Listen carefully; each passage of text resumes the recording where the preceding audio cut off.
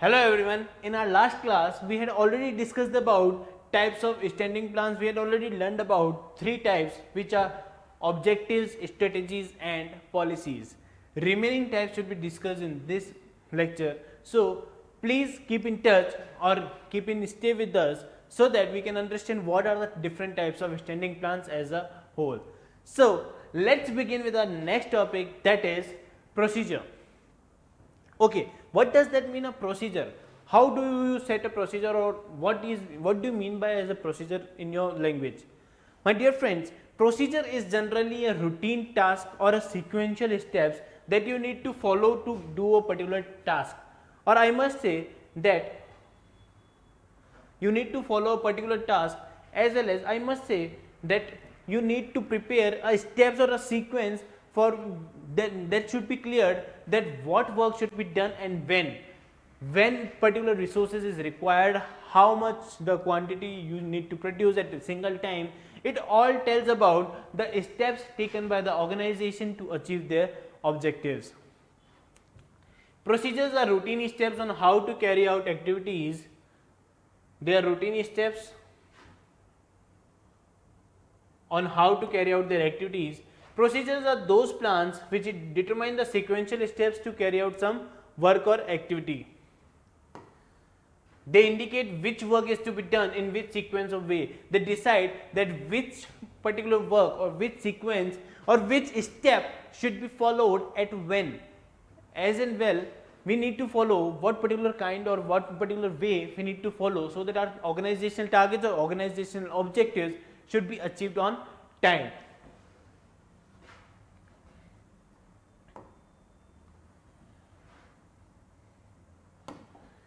They help in the performance of work. Yeah, procedures are generally guides to action. Policies and procedures are interlinked with each other.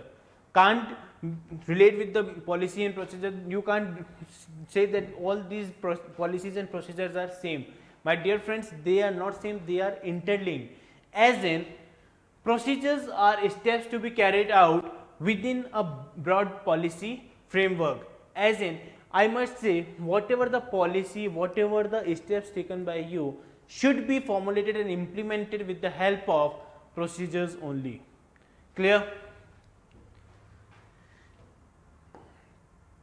Examples of procedure are process adopted in the selection of employees. As in, you want to select an employee, you need to follow various process, like you need to hire something, then you have to do a PI, personal interview, you need to provide them training, you need to take a GD, group discussions, then you need to take a panel interview, or you need to take a qualification interview, technical grounds.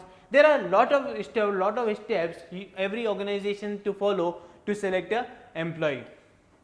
Clear? Our next type is rule. Okay, according to you, what are the rules means to you? My dear friends, rules are general statements or a specific statement that tells about how you deal with your particular organization, or if you don't follow such particular rules, general guidelines or general issues or the guidance or directions given by the company, if you don't follow such particular directions, then you need be penalized, or there may be a penalty for in case of you don't follow any direction or any action or any guidance which is given by the organization.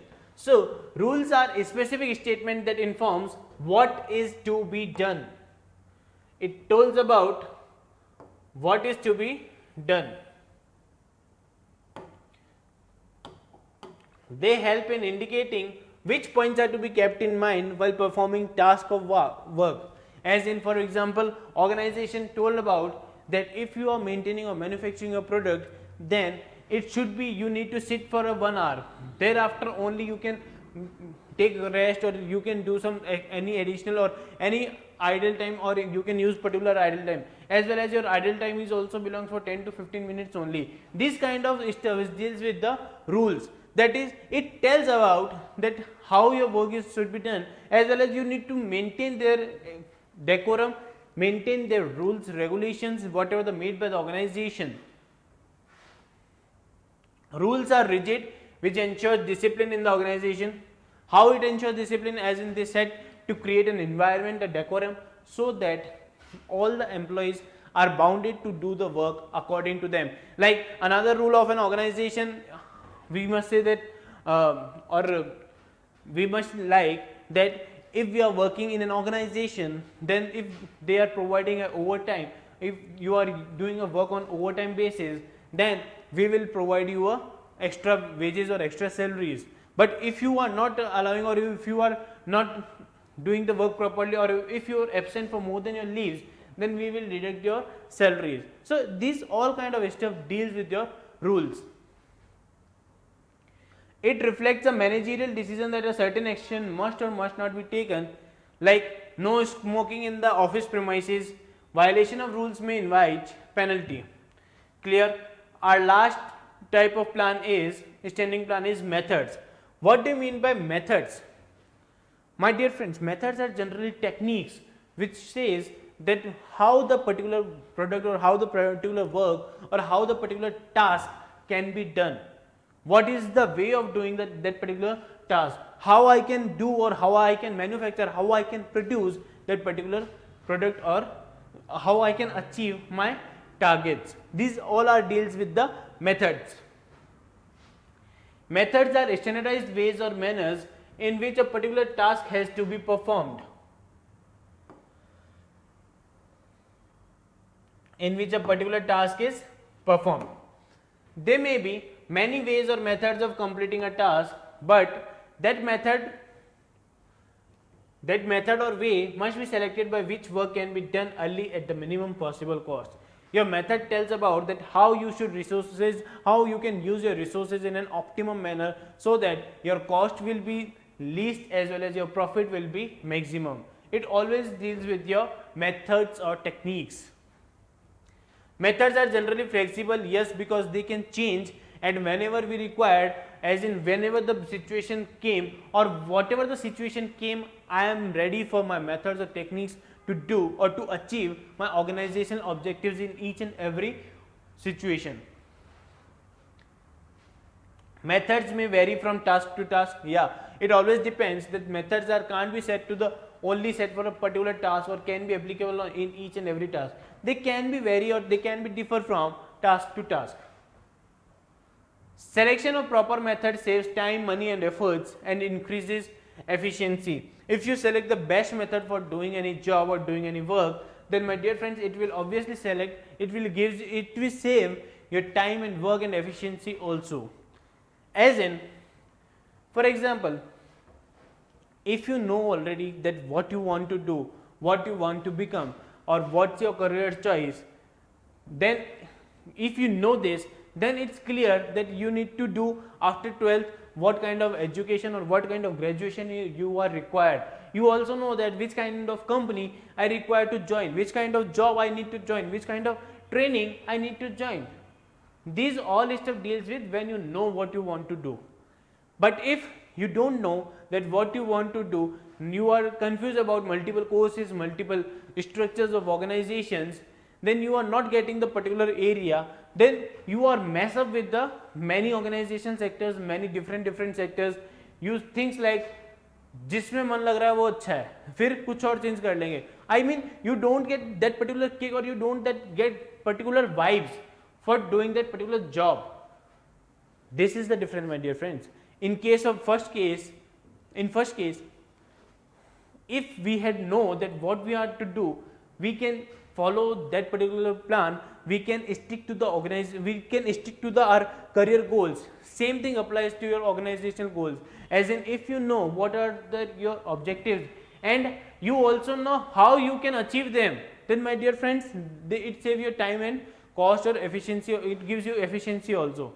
But if you don't know how to make a produce, how to create an objective, how to make or how to achieve your objective, or if my method A won't work or if my plan A won't work, how I will make a plan B, it all decides or it all comes with all this kind of stuff, which gives you higher cost, higher time, and it won't give you efficient results. Clear? For example, various methods of trainings are adopted by an organization to train their employees, like apprenticeship training, vestibule training, etc. As in many organizations dealing with the many kind of trainings, they are providing to their employees job rotation trainings, of the employees trainings, vestibule trainings, etc. These kind of all trainings we will deal with the our different chapter, that is stuffing. But in this thing you need to learn about as in what does that mean of method, or as in what is technique, or what, how you can perform a task. It all tools about method. Clear, my friends? So now gets a quick revision of all the types of standing plan. We had learned about 6 standing plans. What are they? Objective, then strategy, then policy, then procedure, then rule, and then method. So learn about each and every point. Here we begin with very first point, that is objective. Objective generally deals with what would you like to achieve, as in what organization want to achieve, what is the end result we want to achieve. Then strategy deals with comprehensive plan for accomplishing organizational goals. Yeah, strategy deals with what are those comprehensive plans which helps organizational objectives to achieve their goals. Then we read about policies. Policies are general guidelines which brings uniformity in decision making. These are the general guidelines which are used by the organization, which helps to the decision making. Next is procedures.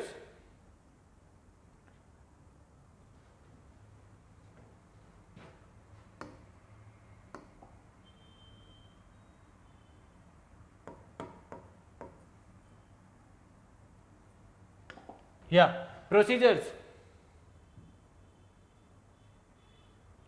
Plan which determine the sequential steps to carry out any work or any activity is generally termed as procedures. Then we deal with rules. Specific statements that informs what is to be done. You need to follow such particular kind of rules. You need to follow that. You need to maintain the decorum of an organization, what are the rules they had made. And the last but not least is methods. Methods generally standardized ways or manner in which a particular task is to be performed, in which we can use a particular technique, or in which we know how the work should be performed, as well as what kind of technique or manner I should use so that my organizational objectives to be achieved on time. So here are the basic 6 types of standing plans. We need to learn about that. I hope you are clear, guys. There are 6 types of standing plans, and these are objectives, strategy, policy, procedure, rule, and methods. Clear? Thank you.